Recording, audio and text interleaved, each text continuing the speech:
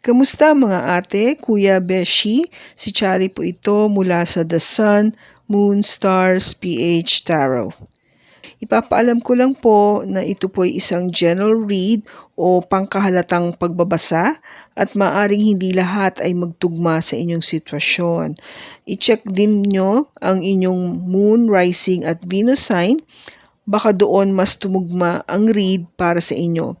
At kung ang mensahe ay tama sa inyo, paki-like lang po at mag-subscribe kung hindi pa ninyo ito ginagawa. Okay, mag-umpisa na po tayo.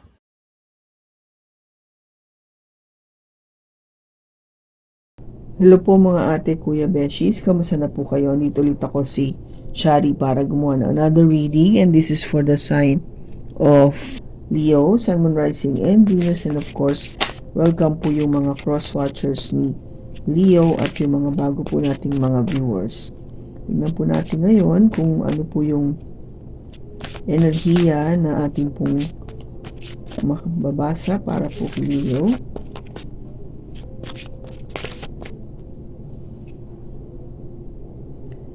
Pay attention to the red flags.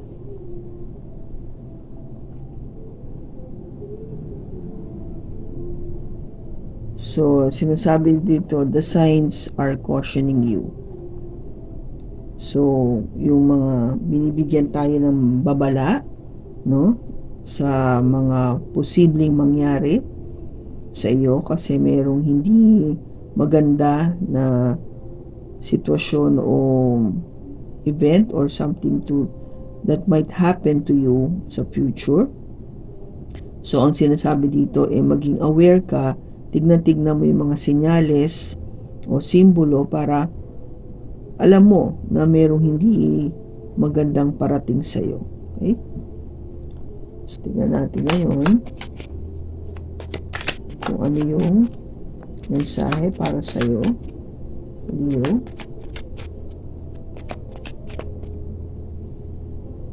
We have the Wheel of Fortune.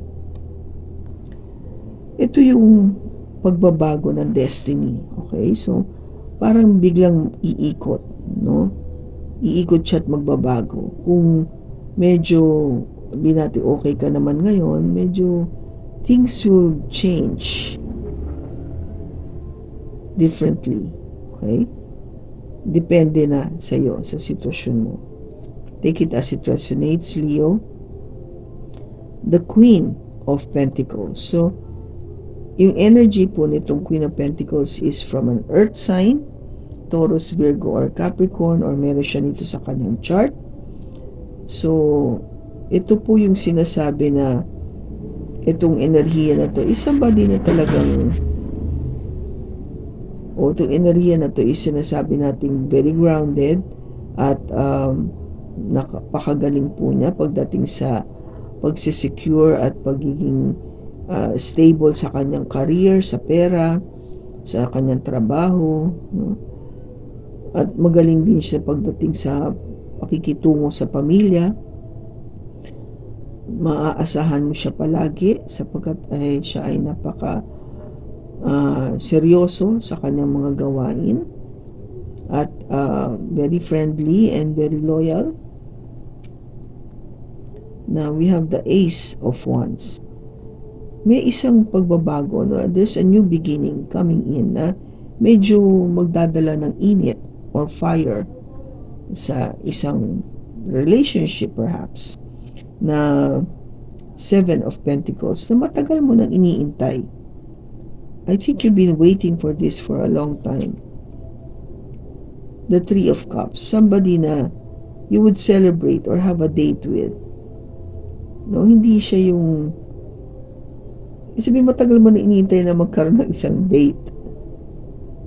Maybe with this earth sign, Leo, to have this new passionate beginning.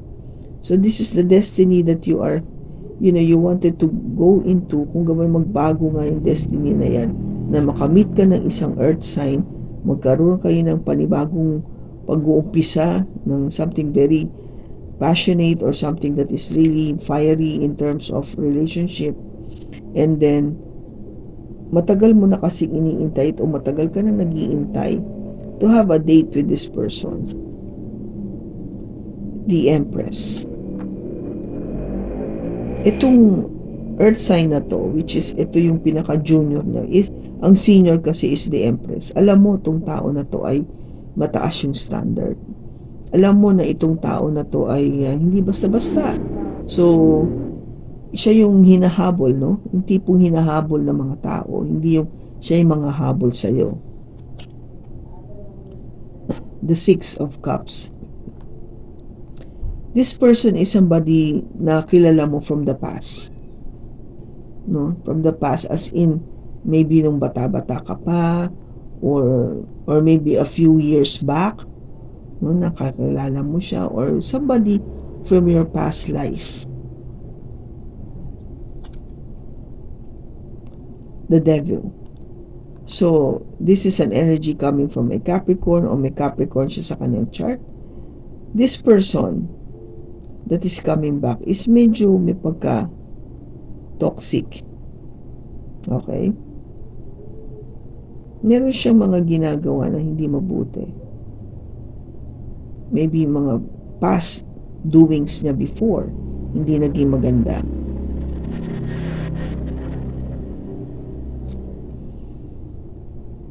The Nine of Cups.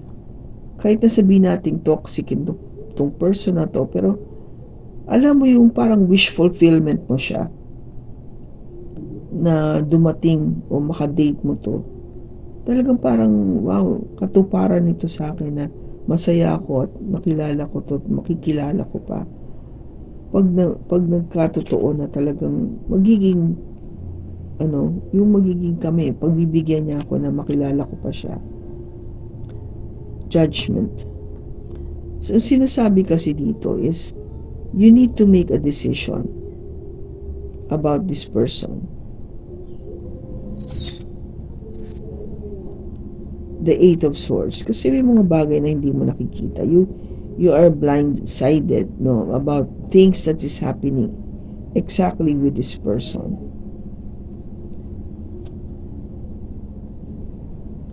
The Nine of Pentacles. Kasi ang gusto nito is marangya na buhay. Very, yung very prosperous na buhay. Yung punong-puno ng pera o kayamanan. Maginhawa na buhay. This person doesn't even mind kung nag-iisa lang siya sa buhay niya. Ibig sabihin, mas preferred niya na nag-iisa siya sa buhay niya kasi mas mapufulfill niya lahat ng kanyang kagustuhan pagdating sa kung anong mga bagay na ma-acquire niya, no, doing all by herself or himself without any support from anybody kasi kaya niya to be independent. And I think that is what you are not looking into or seeing, na akala mo okay lang pero hindi mo nakikita yun The Seven of Cups, which is bringing you confusion. Okay? Naguguluhan ka.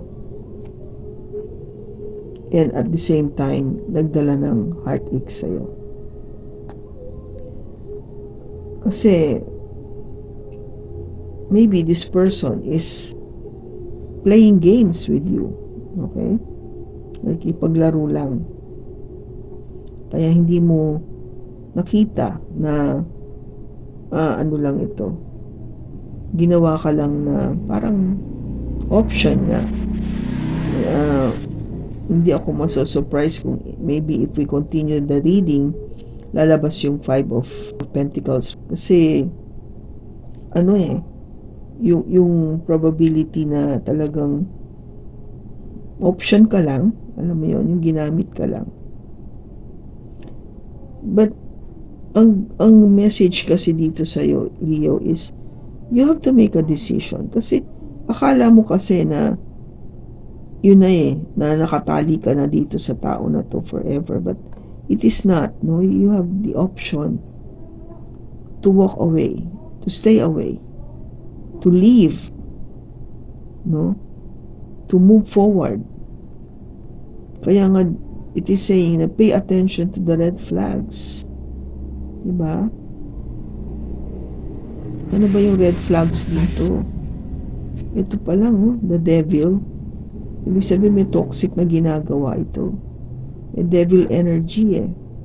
May ginagawa siyang hindi mabuti. No, if you want something very passionate with this new beginning with this person, but it's bringing toxic, no, sa energy na to. So it is very confusing at the same time. Kahit nasabihin natin wish fulfillment mo, pero nagdadala ng kaguluhan.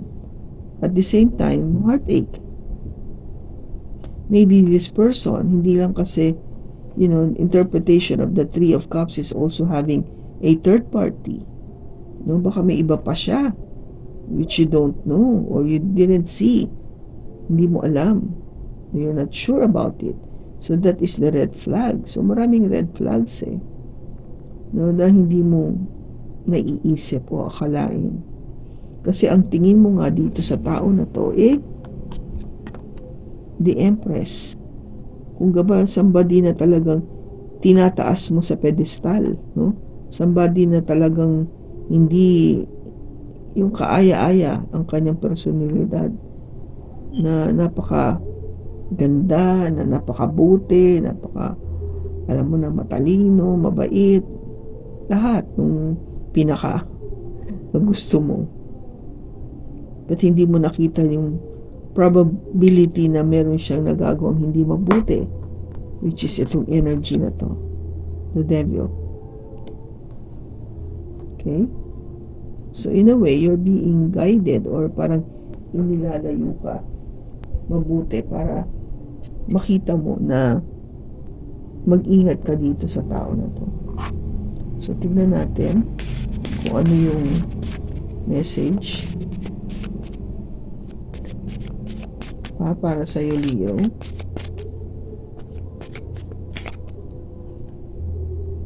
Learn.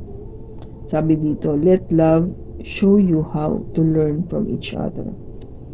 So kung meron man, no, na idudulot to sa iyo na heartache, kasi may kailangan ka matutunan, Leo. Nagmahal ka, and yet yung pagmamahal na yun was not compensated equally. Bakit? Kasi maybe that's the part that you need to learn, no? Lesson learned. Maybe you need to learn more about the person first bago mo ibuhos yung pagmamahal na yun. So maraming bagay, kasi nga, diba, yung pinapakita nitong tao na to, yung enerhiya niya, hindi mo iisipin kasi na from the Empress magkakaroon ng devil energy niya.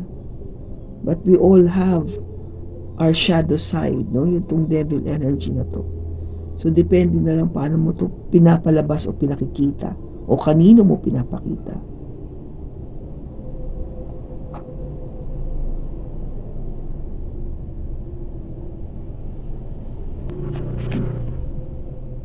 Babalik ba tong tao na to?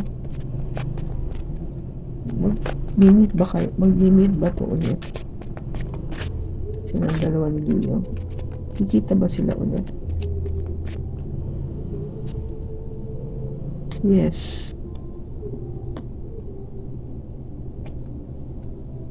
Posible magkita sila at mag-start all over again. At mag-usap. Ibig sabihin ba nito, magiging sila na in the future?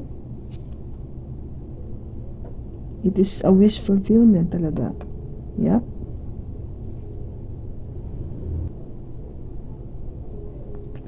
Magtatagal ba yung relationship nitong dalawang to?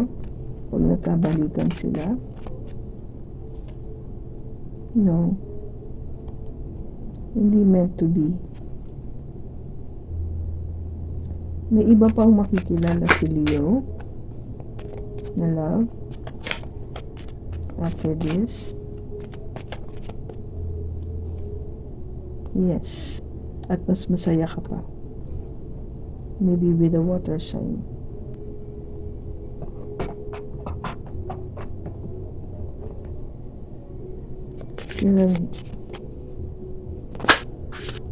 Kailan mamimit ni Leo yung bagong tao? Create space for it to happen sooner. So, bigyan mo ng espasyo sa iyong puso na magkaroon ka ng panahon para dito, para dumating siya agad. Itong bagong tao na magdadala sa iyo ng tunay na kaligayahan. Okay? So, kung kanino mang Leo itong nakuha nating enerhiya, maraming salamat sa pagsama mo sa akin sa pagbasa na to. Sa susunod po muli, ingat ka and God bless.